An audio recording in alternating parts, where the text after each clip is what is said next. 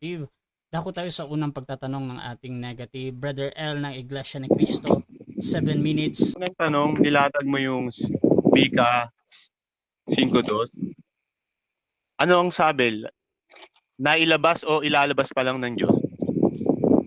Na ilabas or Mula sa iyo ay lalabas.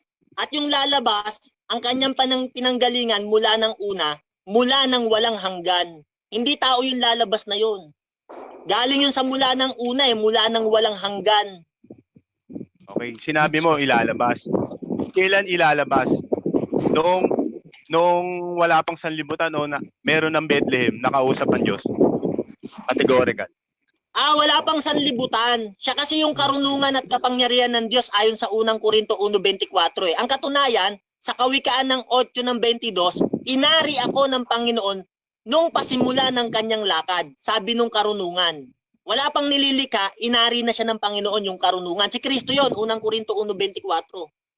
Ang tinatanong ko kasi, sige, next question. Ang itinatanong ko, kung sino yung ilalabas ng Diyos. Kasi sabi mo, nailabas na, di ba? Sino yung ilalabas ng Diyos? Nakausap ng Bethlehem. Nakausap ng Diyos sa Bethlehem. Okay, sagot ko, dalawa kasi yung pagkalabas sa kanya eh. Yung unang-una, bago lalangin ng sanlibutan, Kawikaan 8 ng 22-31. Yung pangalawa, yung Hebreo 10:5, yung pagkakatawang tao yon. Yung lalabas sa Bethlehem. Sabi doon, hain at handog ay hindi mo ibig. Ngunit isang katawan, ang sa akin ay inihanda mo. Yon, ipinanganak sa Bethlehem yon, natupad ang kasulatan sa Micah 5:2. Next question. Ibig sabihin, 2 beses nilabas ng Diyos si Kristo? Yes or no? Yes or no? Yes. Unang-una siyang inilabas, yung karunungan sa Kawikaan ng 8, inari ako ng Panginoon nang pasimula ng kanyang lakad. Ngayon, nung magkatawang tao siya, lalabas sa Bethlehem yon. Hindi ibig sabihin 2 beses lumabas na literal sa Diyos. Lalabas sa Bethlehem kasi nga nagkatawang tao. Pero nung hindi pa nagkakatawang tao yon, nag-e-exist na siya, nailabas na siya ng Ama kasi siya yung karunungan. Next question.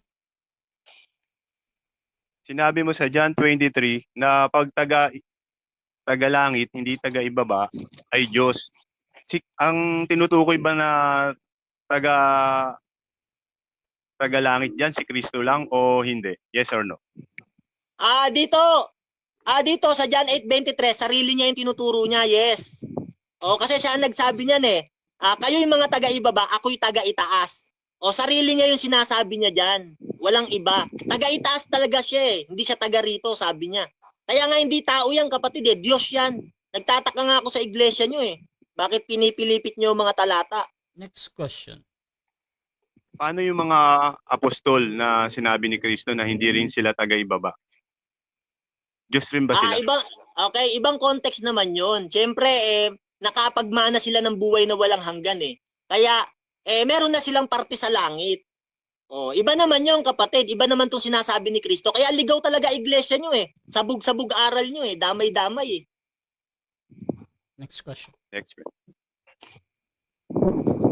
Sabi mo, ang tao pag nasa langit, nagugutom pa sa tumatay. May nabasa ka ba sa Biblia na ang tao sa langit magugutom pa? Wala.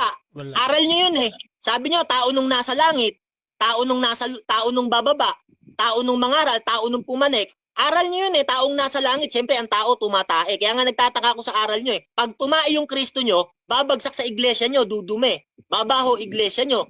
Kasi tao yung Kristo nyo. Mali yan, kapatid. Maling aral yan. Pag ang tao ba hindi kumakain, tatay ba yun? Yes or no? Pwedeng tumae kahit hindi kumakain. Kasi ano yun eh, pwedeng nung kinain niya nung nakaraan, pwede niya pang itai yun. Kaya nga yung Kristo niya, nagtataka ako, taong nasa langit eh. Wala namang inidoro sa langit pag tumae Kristo nyo. Yung Kristo namin, hindi. Katawang ukol sa Espiritu yon. Unang Korinto 15:45. Next question. Sabi mo sa John 6:62, sa langit daw nanggaling si Kristo. Alam mo ba ang konteksto ng John 6:62 kung ano yung tinutukoy na pag-aakyatan ni Kristo? Yes or no? 10 seconds ako. Ang sabi ko sa John 6:62, hindi ganon. Sabi ko, Kung makita niyong umaakit ang anak ng tao sa kinaroroonan niya ng una, yun ang nakasulat eh. Next question. Ano ang tinutukoy na kinaroroonan ng anak ng tao noong una? Yung kaharian niya sa langit, diyan 18 ng 36, ganito ang sabi. Ang kaharian ko ay hindi sa sanlibutang ito. Kung ang kaharian ko ay sa sanlibutang ito, ang aking mga alipin ay makikipagbaka. Yan ang sabi niya kay Pilato. May kaharian siya sa langit. Wait lang. Yun yung kalagayan niya. Hari yun eh. Hari ng mga Next hari question. yun. Diyos Next pa question. yun. Sabi mo, may anak ng tao sa langit nang galing. May anak na ba ng tao sa langit noong Objection, una? moderator. Wala akong sinabing, Wait lang. Objection, affirmative, ano yan? wala akong sinabing may anak ng tao sa langit. Ang may sabi nun si Manalo sa pasugo nila, taong nasa langit. Hindi ako may sabi. Si Manalo, sisihin mo, tanungin mo dyan, wag ako. Okay. Meron bang counter objection? Wala daw siyang sinabing gano'n. Talata eh. Okay. So, ganito mga kapatid. Ito yung judgment natin. Brother Mario, during cross kasi, lalo na pag nagtatanong, hindi ako judge either sinabi mo yun or hindi ha. So, tinatanggap ko pa din yun as a valid question ni Brother Masasagot L. ako. At Brother L, pwede mong ulitin yung tanong or you can rephrase. Proceed ka bro sa Sige. question. Ulitin ko lang yung tanong. Proceed bro. Kasi nakalagay sa I'm ready. John 6:62. Ano nga kung makita ninyo umaakit ang anak ng tao sa kinaroroonan niya ng una? Ano ang kinaroroonan ng anak ng tao noong una? Langit ba to yung Ayan. Wait Yan, sasagot ako, no? wait lang. Bro Mario.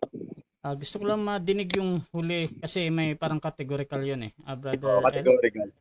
Ano ulit? Ano ang 62 na kinaroroonan ng anak ng tao noong una? Langit ba to o yung lupa? Langit or lupa? Parehas, langit at lupa. Sa Proceed. kawikaan kasi ng 8 ng 31, nagagalak ang karunungan sa lupang tinatahanan ng Ama. Tapos sa kawikaan ng 8:27, nang itatag niya ang langit, nandoon ako, sabi nung karunungan. Kaya parehas, lupang hindi rito. Lupang tinatahanan ng Ama at langit. Parehas nandoon yung karunungan. Narating niya yon. Next question. May verse Last yan, 50 letra por seconds. letra. Next question. Yung karunungan ba anak ng tao? Yes or no? Yes. Nung magkatawang tao, yes. Yes. Pero nung hindi pa nagkakatawang tao, anak yun ng Diyos, bugtong na anak yun. Objection yun. Hindi tao wait yun. lang. Time stop. Objection, Brother L, ano yan? Kasi tinatanong ko, yung kinaroroonan noong una ng anak ng tao, hindi nung karunungan. Okay. Brother Mario, meron ka bang counter objection or hahatol na ako? Hindi ko maintindihan yung tanong niya. Parang nahihilo na siya. Iba yung tanong niya kanina, tapos biglang nagtanong siya ulit. Okay. Kaya, Okay. pakalmahin natin. Okay, so ganito, Ulit. judgment muna Clarify. sa objection. Brother L, kanina kasi meron kang categorical na yes or no. Sumagot naman siya ng yes si Brother Mario. At doon sa pagpapaliwanag niya, either that is true or not, or it follows or not, tinatanggap ko pa din yan as a valid answer. Pero depende yan kay Brother Mario. Bro Mario, proceed ka sa pagsagot mo ulit or you can say Okay. next question. Okay, sabi ko, anak siya ng tao nung magkatawang tao. Pero nung hindi pa nagkakatawang tao yon, ayon sa unang 1:5 ng 1, ang sino mang nananampalataya na si Jesus ay siyang Kristo ay ipinanganak ng Diyos. Ang bawat umiibig sa nanganak ay umiibig din naman sa ipinanganak niyaon. Anak yun ng Diyos eh. Na nagkatawang Next question. tao, kaya naging anak ng tao. Next question. Kailan ba siya ipinanganak ng Diyos? Noong una o sa mga huling araw? Categorical.